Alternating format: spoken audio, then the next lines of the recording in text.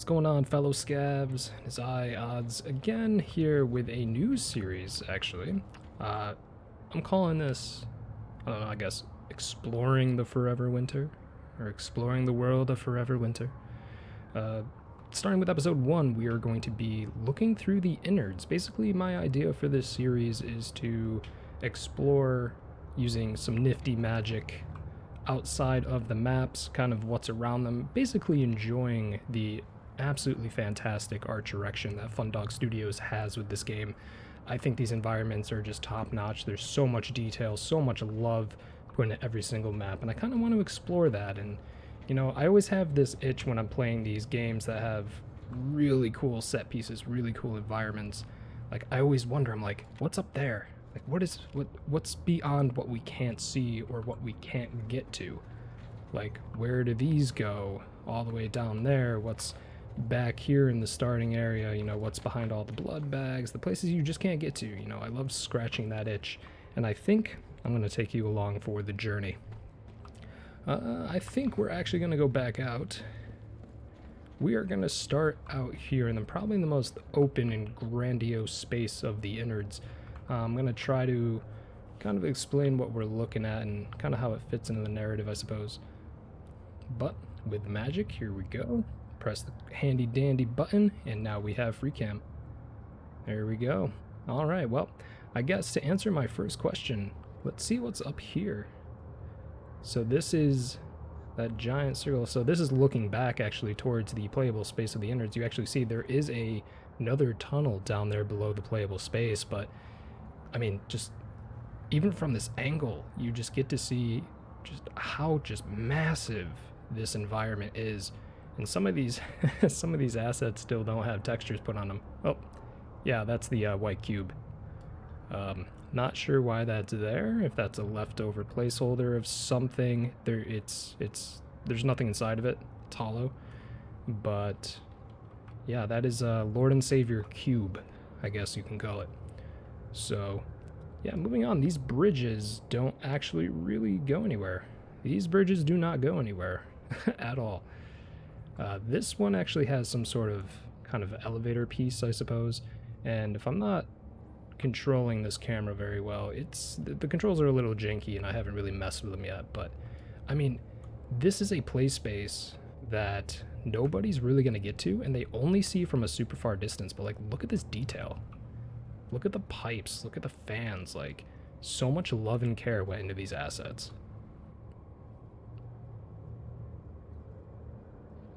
Obviously, most of these assets are, or these walls, I suppose, are just kind of copy and pasted and scaled upwards, which is fine. There's actually a lot you can do with a singular or a group of assets to kind of break up monotony and break up patterns that your eyes would see. Yeah, I think this is one of my most favorite details. All these little, like, staircases, catwalks, I guess, they don't actually go anywhere. Some of them are actually straight into the wall, but I think my favorite detail about them is they definitely have a staircase created that has all this trash in it. Can't really tell what's in the trash. All the bags are tied up, but what's funny is they're technically all the same, right? At least I think they are, unless they placed all this trash by hand individually, but I have a feeling, I mean, this one is definitely different than that one, but there are others around. Let's see if we can find one. Yeah, up here. There's definitely some around that don't have the trash, some that only have trash at the top. Like, what's interesting, nobody would ever see this. You wouldn't see this from all the way down there, but it's here. Let's see if there's any more examples of the staircases. Yep. Got some over here. These staircases got some trash. See the trash on the edge there. So I don't know actually if these are copy and pasted or if they, I mean, the staircases are definitely copy and pasted, but I don't know if they copy and pasted the trash assets as well. And kind of see that's poking out there.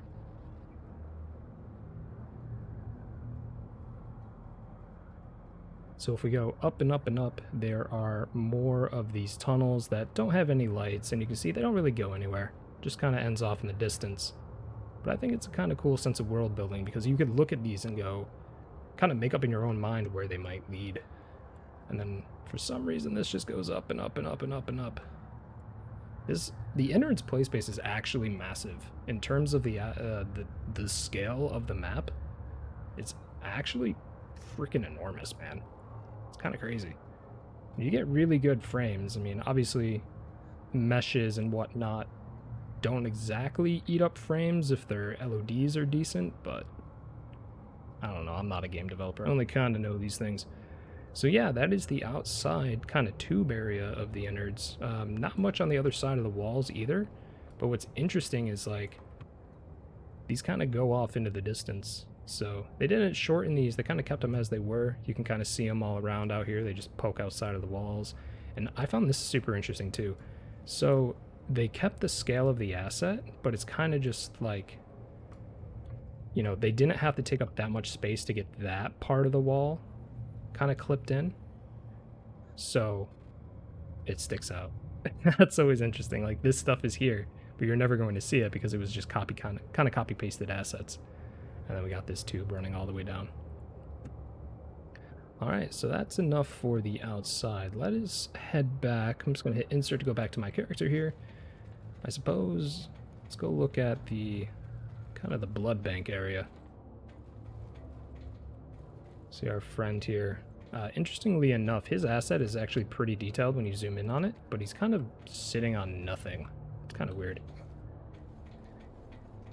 Run back here. This is where all these bodies are kind of being stored. You cannot run past this, but with the power of magic, the camera enabled, there's actually kind of nothing over here. When I first did this, I was like, I don't know what I expected. I'm not exactly disappointed, but I think I just got my hopes up for nothing. And it's a little dangerous back here too. There's just a pit and a nothingness. The other interesting part too is you don't really get a good view of whatever the hell this thing is.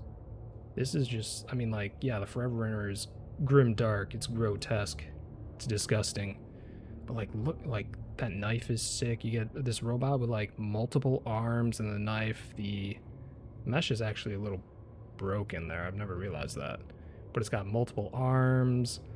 It looks like multiple heads. I mean, you can't really tell where this thing's body starts and begins. It's just like an amalgamation of mechanical pieces.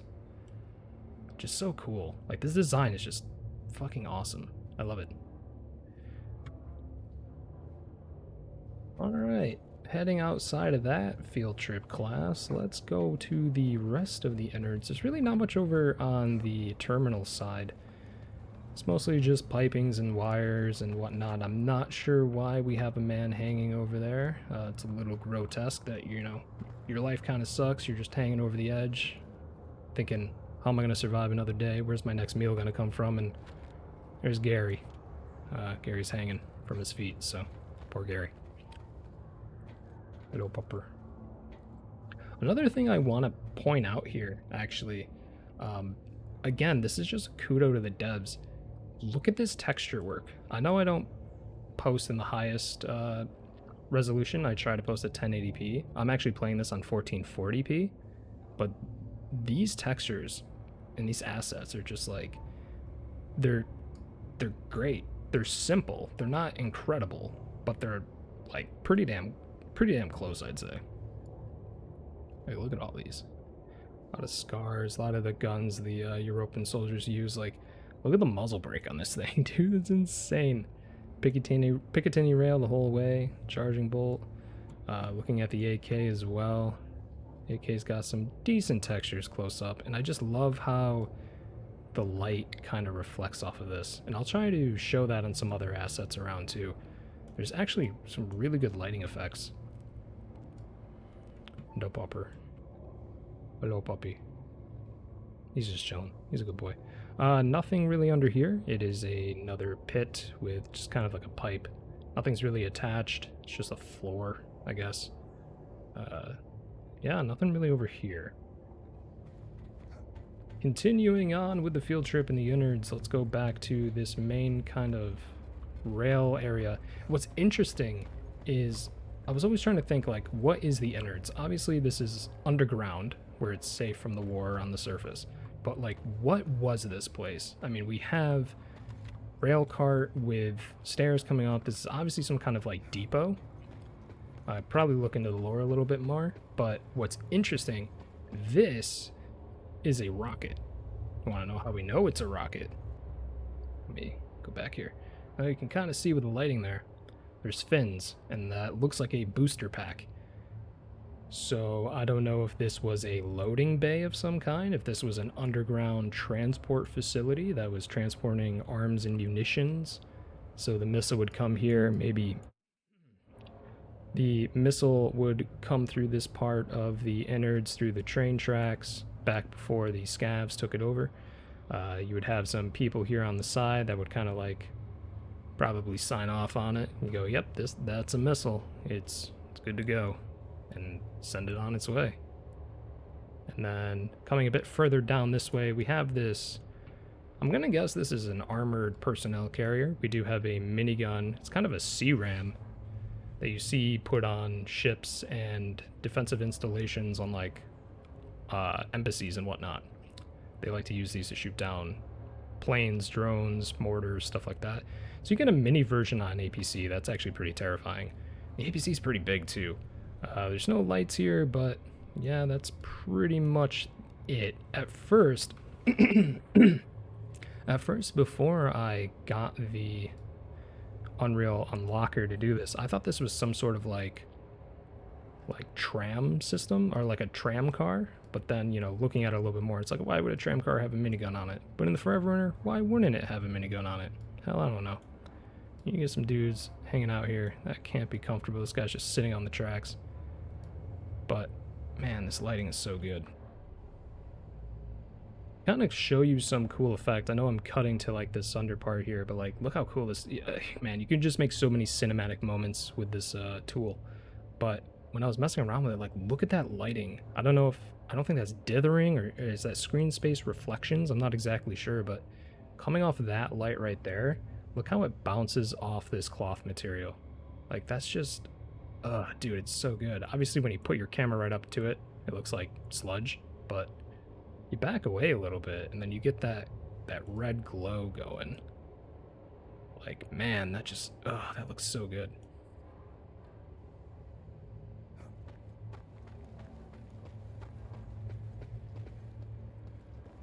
Moving on, I think this part of the innards is so detailed, it's so cool.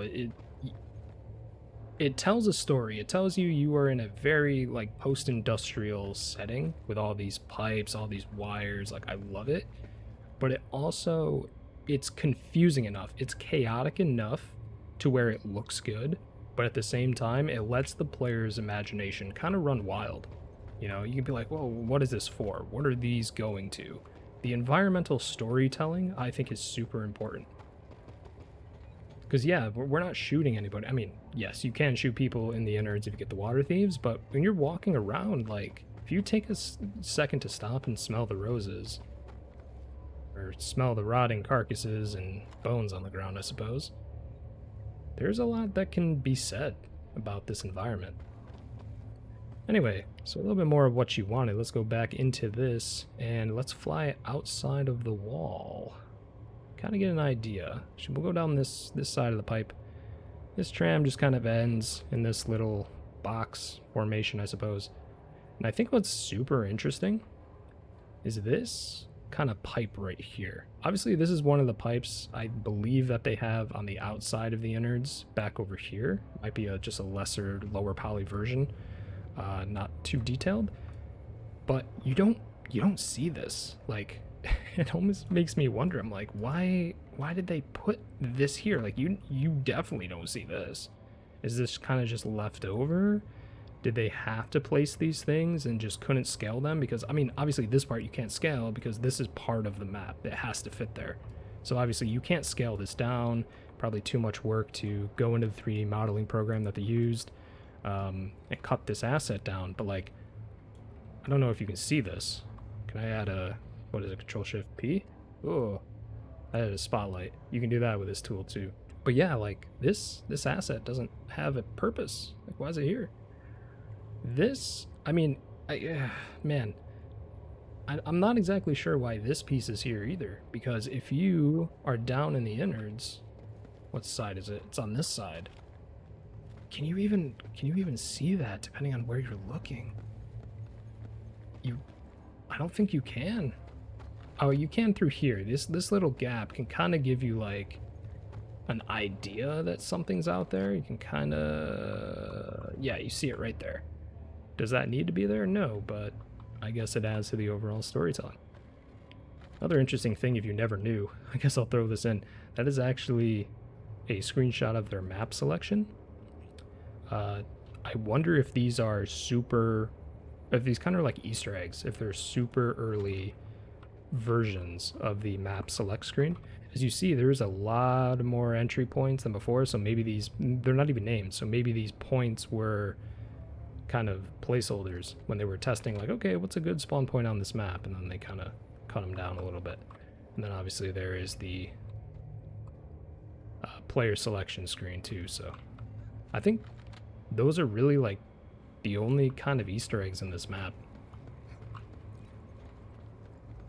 Other than that, there's really not much else to explore, because once you get out here, I mean, we've already looked at that. There's nothing really out there. Let's pray. Pray to Fun Dog. Hey, let me pray.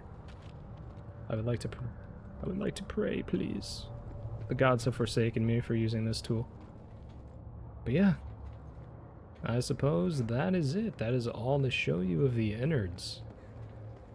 Still deciding on what I'm going to do for the next episode, which map we're going to go to, but you know, I'm not using this tool to kind of like break the game or anything. I'm using it basically to explore and create some really cool scenes, some really cool thumbnails. So I hope you guys enjoyed. If there's anything you want me to go back and look at, or any suggestions for the next video I want to look at or what to talk about, let me know. But that was Exploring the Innards. As always, I'm Odds TV, and I will see you in the next one.